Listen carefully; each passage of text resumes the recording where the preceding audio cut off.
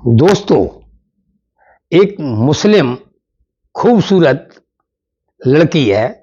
वो प्रयागराज कुंभ मनाने के लिए पहुंचती है, क्योंकि उसने सुन रखा होता है कि गंगा जी में नहाने से पाप धुल जाया करते हैं। तो इसलिए जो है वो अपने पाप धुलने के लिए प्रयागराज आई हुई होती है। जब प्रयागराज आई हुई होती है तो उसके साथ ऐसी ऐसी घटनाएं हो जाती हैं, ऐसे ऐसे लोग मिलते हैं, तो वो सोचने को मजबूर हो जाती है कि हम ही अकेली पापी नहीं हैं, इस देश में लगता है हमसे भी ज्यादा पापी लोग पड़े हुए हैं। दोस्तों, वो महिला जो है आकर के अब गंगा जी में डुबकी लगाती है। जब वो डुबकी लगाती है तो उसके साथ ऐसा कुछ हो जाता है जो उसके साथ नहीं होना चाहिए था। तो दोस्तों, कहानी शुरू करने से पहले मैं फिर कहेंगे कि मेरे क्राइम डायरीज चैनल को जो है सब्सक्राइब जरूर कर दीजिएगा। अब कहानी शुरू करते हैं। कहानी मध्य प्रदेश के जबलपुर से शुरू होकर के उत्तर प्रदेश के प्रयागराज तक चलती है। तो दोस्तों, मध्य प्रदेश के जबलपुर की रहने वाली एक शकीना नाम की लड़की हुआ करती है, जिसकी उम्र 27 वर्ष के लगभग है। वो जो है वो गंगा नहाने के लिए, प्रयागराज कुंभ नहाने के लिए यहां आया करती है। तो स्टेशन से उतरती है, जितनी भीड़ है उसी के साथ वो भी चल देती है। तो कुछ समय के पश्चात वो प्रयागराज कुंभ की जगह पर आ जाती है, त्रिवेणी की पर। वहां वो अपना नहाने का स्थान देखती है, कुछ देखती है जहां पुरुष कम हो तो वो थोड़ा सा साइड पर नहाने का प्रयास करती है। तो जो उसके पास बैग हुआ करता है वो अपना किनारे पर रख देती है और गंगा जी में डुबकी लगाने लगती है। क्यों? उसने सुन रखा था कि गंगा जी में नहाने से पाप धुलते हैं, पहले ही बता चुका हूं। और उस जो आजकल गाना भी चला था कि राम तेरी गंगा मैली हो गई, पापियों के पाप धोते धोते। तो पापियों के पाप धोते धोते का मतलब पापी जो नहाते हैं उनके पाप धुल जाते हैं, ऐसा उसने भी सुन रखा था। तो नहाने लगती है। तो जैसे उसने डुबकी लगाई और जब वो बाहर निकलती है डुबकी लगाने के बाद, नहाने के बाद, देखो उसका दोस्त जो है, जो बैग था वो कोई चोरी कर लेता है। अब चूक अकेली लड़की, उसके साथ भी कोई नहीं था और बैग भी उसका चोरी चला गया। जो वस्त्र थे, जो पैसे थे, जो मोबाइल था वो उसी में रखा हुआ था। अब भीगी लड़की जो है इधर उधर घूमती है और सोचती है सर्दी का मौसम है तो करें क्या। तो सोचती है चलो लोगों से कुछ मांग लेते हैं जिससे जो है सर्दी से बचा जा सके और गीले वस्त्र उतारे जा सके। तो महिलाओं से रिक्वेस्ट करती है कि एक जोड़ी मुझे भी पहनने के लिए कपड़े दे दो, जिससे मैं कपड़े चेंज कर सकूं।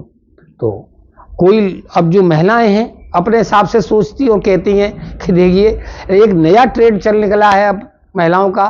अब पहले लोग पैसे मांगते थे, अब ये महिला जो है वो वस्त्र मांग रही है। और वो कहती भी है कि इतनी खूबसूरत हो और तुम ये वस्त्र मांग रही हो। नहीं, तो वो आगे बढ़ जाती है। दोस्तों, वो करीब करीब 20-25 मिनट अपना समय गुजारती है, लेकिन उसे जो है कोई वस्त्र वगैरह नहीं देता है। पैसे उसके पास है नहीं, तो पैसे भी मांगने की कोशिश करती है। लोग आगे बढ़ जाते हैं और ताने भी देते साथ साथ में कि जवान होकर के ये अपना भीख मांग रही हो, तुम्हें शर्म आनी चाहिए। तमाम तरह की उसे बातें सुनने पड़ती हैं। अंत में थक हार करके जो है अपना मन बना लेती है, चलो जो जहां जाना है, जिस जगह पे जाना है, बिना टिकट ही चले जाएंगे। रही बात सर्दी की तो बर्दाश्त कर लेंगे। तो जहां घाट होता है उससे करीब 1 किलोमीटर दूर पर वो निकल आती है।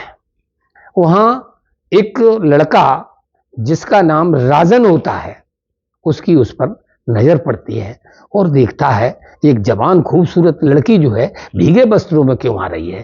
तो वो उसके पास जाता है और उससे पूछता है कि आपके साथ ऐसा क्या हुआ है जो आप भीगे वस्त्रों में घूम रही हो या जा रही हो।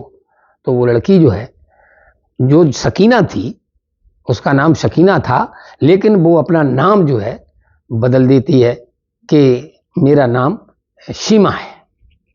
तो सीमा अपना नाम बताती, तो वो राजन है, वो कहता है कि मेरा यहाँ टेंट लगा हुआ है, मैं कल्पवास कर रहा हूँ, मैं लोगों को पूड़िया प्रसाद बांट रहा हूँ, आप मेरे भंडारे में चलें, वहाँ आग भी जल रही है तो वहाँ सेक भी लेना और आपके वस्त्रों की भी हम व्यवस्था करेंगे। तो एक दानी से उसकी मुलाकात हो जाती, जो पूड़ियों का प्रसाद भंडारा लगाए है, तो खुश हो जाती है और वो उसके साथ साथ चलने लगती है। भंडारे जहाँ उसका कल टेंट लगा हुआ होता है उसमें पहुंच जाती है। तो जैसा उसने बताया था, आग जल रही थी, तो उस आग को वो पास बैठा देता है कि तब तक आप तक आग तापिए और हम आपके लिए वस्त्रों की व्यवस्था करते हैं। तो दोस्तों, जो राजन है उस लड़की को भीगे वस्त्रों में देखता है, जो बदन में कपड़े चिपके हैं, तो उसकी नीयत में थोड़ी सी खोट आ जाती है और वो उसके लिए वस्त्र लेने के लिए निकल जाता है। जब वो जाता है वस्त्र लेने, वहां वस्त्र भी उसके लिए ला, सूट ले लिया उसने, और वहां रास्ते में जो है जहां होटल है बढ़िया सा, उसमें एक कमरा भी बुक करा देता है। आ जाता है वो अपने को टेंट में, और वो सूट जो है उस सीमा को दे देता है। सीमा जब देखती है तो खुश भी हो जाती है और कहती है कि इतने कीमती सूट की क्या जरूरत थी, मेरा तो कम मध्य में ही गुजारा हो जाता। लेकिन वो सूट पहन लेती है, क्यों, मरता क्या न करता, करती भी क्या, मजबूरी तो उसकी ये थी कि उसके पास पैसे भी नहीं थे, मोबाइल भी नहीं था, तो वस्त्र भी नहीं थे, तो अब जो मिल गया वो ठीक है। और जब वो पहन के आती है, वस्त्र चेंज करके आती है, और वो राजन खड़ा हुआ वो उसको देख ही रहा था और बोलता है, अरे वाह, आप जो है सुंदरता की तो मूर्ति लग रही है, बहुत लाजवाब लग रही हो, आप बहुत खूबसूरत हो। उसकी सुंदरता की वो तारीफ करता है। तो एक उसके साथ साथ जो है सूट भी लाया था, उसके साथ एक जैकेट भी लाया था, तो बहुत सुंदर अब वो लग रही थी जैकेट में। चलो जो हुआ, अब वो सुंदरता की बात करता है, कपड़े उसको चेंज हो गए, तो वो ये कहता है, राजन अब हम आपको चाय पानी और करवाए देते हैं, क्योंकि आप पे पैसे नहीं है। तो लड़की मान जाती है और उसके साथ कुंभ में चल देती है बाजार में। वहां दुकानें लगी होती हैं, तो रास्ते में ये अपना वार्तालाप करते जाते हैं। तो दोस्तों, जो ट्रेड चल रहा है, तो जो राजन है वो सीमा का हाथ पकड़ लेता है। अब वो हाथ पकड़ करके आगे बढ़ जाते हैं, एक जो होटल पर जाकर के जो है अपना दोनों लोग जो है चाय पानी करते हैं, खाना भी खाते हैं और वार्तालाप भी जारी रखते हैं। चूंकि वो होटल बुक कराया था और पाप भी उसके मन में बन चुका था, तो अब उसको एक शाम के होने की बेचैनी महसूस होती है। सोचता है कि ये दिन भी कितना बड़ा हो गया है, इस दिन को जल्दी बुंद जाना चाहिए, बंद हो जाना चाहिए, सूर्यास्त हो जाना चाहिए, लेकिन समय अपने गति से चलेगा। वो इंतजार करता रहता है कि कब सूर्यास्त हो। तो वहां शाम का वक्त हो जाता है, सूर्यास्त भी होने वाला है। जो टेंट लगाया था कल्पवास में, वहां पर उसका भोजन तैयार हो जाता है और ये इधर होटल में ही है तब तक। तो वहां से फोन आता है कि राजन जी, आप जहां भी हैं आ जाएं, यहाँ भोजन और सब्जी बन के तैयार है। हमने रेडियो से अनाउंसमेंट भी कर दिया है कि जिन लोगों को भंडारा खाना है वो हमारे टेंट में आकर के पधारें, तो आप तुरंत आ जाइए, हम लोग जो है भंडारा शुरू करने वाले हैं। तो वो कहता है, अरे भंडारा हम खिलाएं, आप खिला दो, खुद से फर्क क्या पड़ता है, फर्क तो इतना ही है कि आप खिला दीजिए, कोई परेशानी नहीं है। और हो सकता है रात को भी ना आ सकें, तो आपको जितने पैसे की जरूरत हो तो मुझे बता दीजिए, हम उतना पैसा आपका ट्रांसफर कर देते हैं। चूंकि वो लड़की उसके साथ थी, तो भंडारा भी कर रहा था और वो पैसे की भी बात कर रहा था, तो लड़की को वो एक्ट करने की कोशिश कर रहा, प्रभावित कर रहा होता है। शाम हो जाती है। अब जो है लड़की पूछती है कि नाम तो उसने बता ही दिया था, मेरा नाम राजन है। तो लड़की पूछ रही है जो सकीना थी वो सीमा बन गई है। सीमा पूछती है कि आप रहते कहाँ हैं, तो वो कहाँ निवास कर रहे हैं, रात को कहाँ रुकते हैं, क्या उसी टेंट में आप भी ठहरते हैं? तो वो कहता नहीं, चूंक मुझे एक दिन नहीं टेंट लगाना, एक दिन नहीं प्रसाद वितरण कराना है, मुझे महीना 1.5 महीना वहां रहना है, इसलिए मैं अपने स्वास्थ्य के प्रति चिंतित रहता हूं और मैंने अपना जो है एक होटल में अपना कमरा जो है एक अलॉटमेंट करा रखा है परमानेंट। तो क्या तुम उस कमरे को देखना पसंद नहीं करोगी? लड़की जो है चल मान भी जाती, चलो देख लेते हैं। अब वो जो हाथ पकड़ के चलने के प्रथम जो प्रथा बना रखी थी, अब वो चलते चलते बातें करते करते वो कमर तक हाथ पहुंच जाता उसका। अब वो कमर में हाथ डाल करके चलने लगते हैं। वो सोचने लग, जो सकीना है सीमा, वो अपने मन में सोच रही है कि मेरा जीवन जो है, मेरे जीवन के कई साल जो है होटलों में ही गुजरे हैं। ये अपने मन में मुझे बेवकूफ समझ रहा है, मैं इतनी भी बेवकूफ नहीं है, इनके मन और मनसा को मैं जो समझ ना रही हूं। लेकिन जो उसने उसके साथ उपकार किया, उस भावना में वो हां भी कर देती है। अब दोनों लोग होटल में जहां उनका बेड हुआ करता है उसमें प्रवेश कर जाते हैं। जब प्रवेश कर जाते हैं, उसके मन में तो भावना दूसरी थी, तो वो परिचय अब आपस में करते हैं कि अपना परिचय बताइए। तो जो सकीना है वो अपनी स्टोरी सुनाती है राजन को कि असल में जो है, मैंने जो आपको सीमा नाम बताया हुआ है वो मेरा परिवर्तित नाम है। मैं असल में एक मुस्लिम लड़की हूं और मेरा नाम शकीना है। तो मैंने सुन रखा है गंगा जी में नहाने से पाप धुल जाते हैं, तो मैंने जीवन में कुछ ऐसा किया हुआ है, वो पाप धुलने के लिए मैं यहां पर आई हुई होती हूँ। तो अकेली आए, अकेली, वो पूछता तो अकेली क्यों आई हो, घर से घर वाले? तो वो कहती है कि चूंकि मुस्लिम संप्रदाय से हैं, तो मैं किससे कहती कि मैं गंगा जी नहाने जाएंगे, तो मेरे धर्म के भी बुरे मानते और हिंदू धर्म के भी बुरे मानते, इसलिए मैं चुपके से बगैर घर वालों को बताए निकल आई हूं और अपने पाप धुल के मैं घर चली जाना चाहती थी, मगर मेरे साथ ऐसी घटना हो गई, मेरे पास वस्त्र भी नहीं रहा, रुपया भी नहीं रहा, ये नहीं रहा। अब आगे वो सुनाती है कि मैं बहुत पुअर फैमिली से बिलोंग करती हूँ। मेरे पिताजी अब्बू जान के 5 बेटियां हुआ करती, उसमें सबसे बड़ी बेटी मैं हूं, जो मेरा नाम शकीना है। 4 बहनें जो हैं मेरी छोटी बहनें थी, मैं ही सबसे बड़ी थी। इस बीच में जो जीवन यापन मेरे अब्बू जैसे चला रहे थे तैसे चल रहा था, मेरी माता जी का भी देहांत हो जाता है।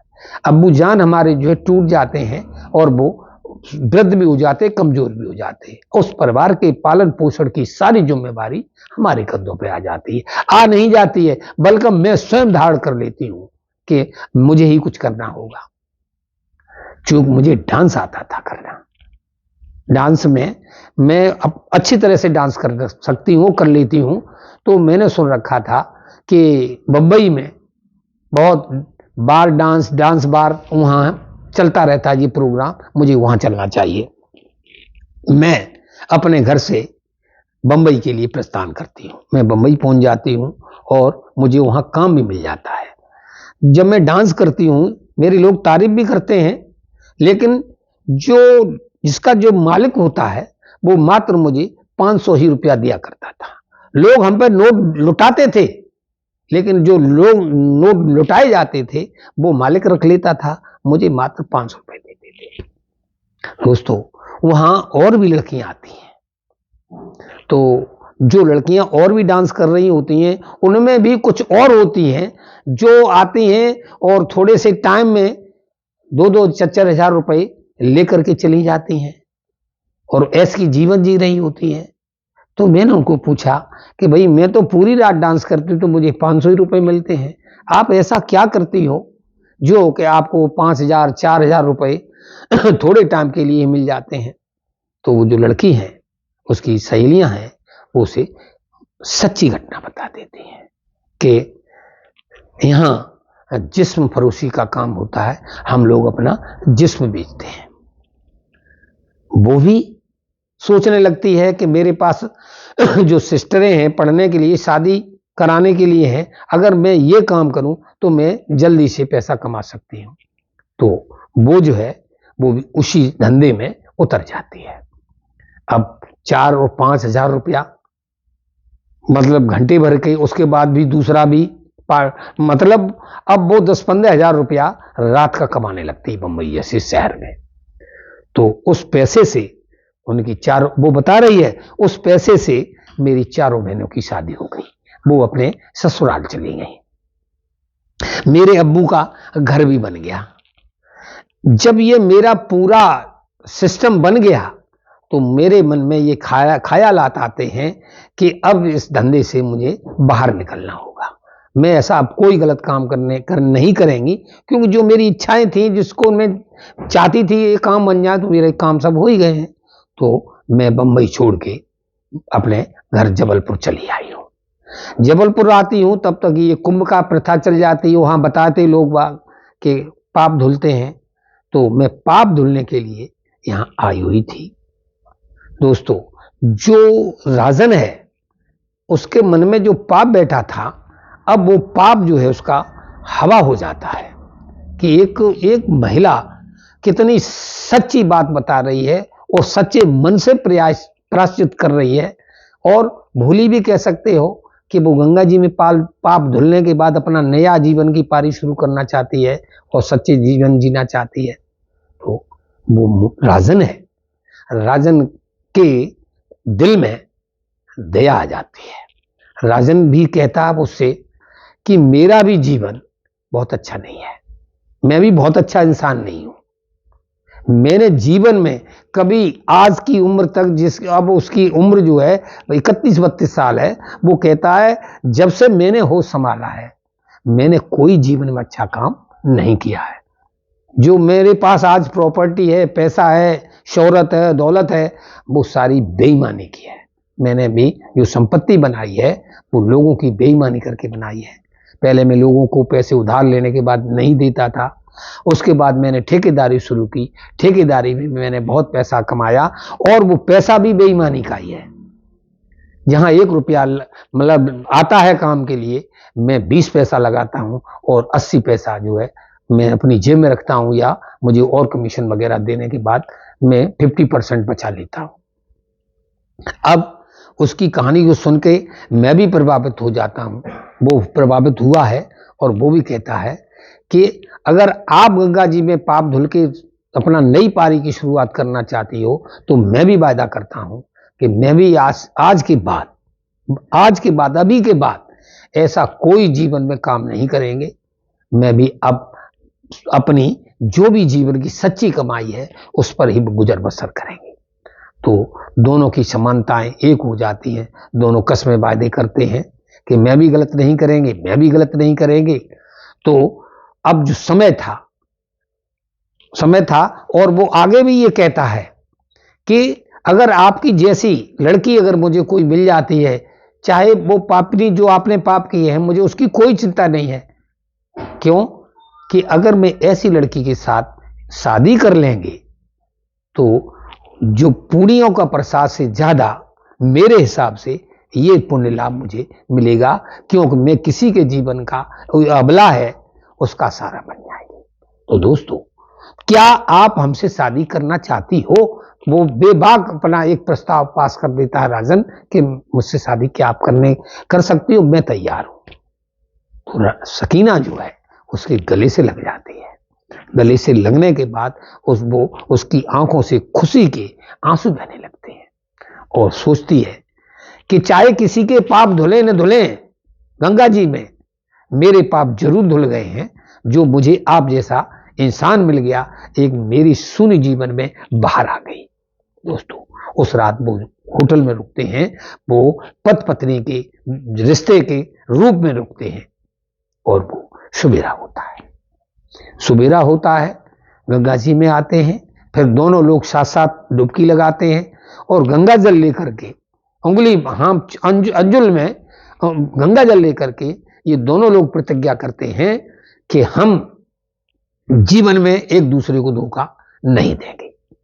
वो भी मान लेते हैं, वो भी कहते हैं, और जो उसके पार्टनर होते हैं और जो सन्यासी होते हैं उनके सबके बीच में जो है वो उसकी मांग भर देता है। आज वो जो है, आज भी वर्तमान में वे दोनों लोग अपना भंडारा चला रहे होते हैं। तो हम और हमारे साथी पत्रकार मनोज भी उस समय वहां होते हैं और हम लोग उनसे पूछते हैं कि जो लड़की है शकीना, उससे पूछ रहे हैं कि इसने अगर जीवन में धोखा दिया, तुमने इतना बड़ा भरोसा कैसे कर लिया है? तो शकीना कहती है ये जीवन का नाम ही भरोसा है। अब मैं तो जीवन में जो कुछ किया है सो किया ही है, जीवन मेरा जो है भरोसा ही जीवन है। मैं ट्रेन में बैठ जाऊं और तभी तो भरोसे में बैठती हूँ कि मुझे उस जबलपुर पहुंचा देगी, और पहुंच भी जाते हैं, तो मैंने भरोसा किया हुआ है। फिर हम दोनों लोग जो हैं राजन से बात करते हैं, तो राजन भी जो ये कह रहा है सो वो कह रहा है कि, और कहता है कि हमारे धर्म में गंगा जी की कसम खा लेते हैं तो हम लोग उसको झूठी भी बात कहता हो तो उसको मान लेते हैं ये साचा कह रहा है, हमने तो गंगा जल लेकर के हाथों में ये कसम खाई। फिर हम कहते कभी आप दोनों में ऐसी बात बनी तो ये लड़की जाएगी कहां? अपना सब कुछ आपको देने के बाद फिर उसके पास क्या बचेगा? तो जवाब देता है कि कुछ समय के बाद जैसे ये कुंभ खत्म होगा हम कोर्ट मैरिज भी करेंगे। दोस्तों, अब आपको ये कहानी कैसी लगी कमेंट करके जरूर बताइएगा। जो शकीना ने और राजन ने किया, उन्हें ऐसा करना चाहिए था या नहीं करना चाहिए था, कमेंट में अवश्य करके बताइएगा। नमस्कार, धन्यवाद।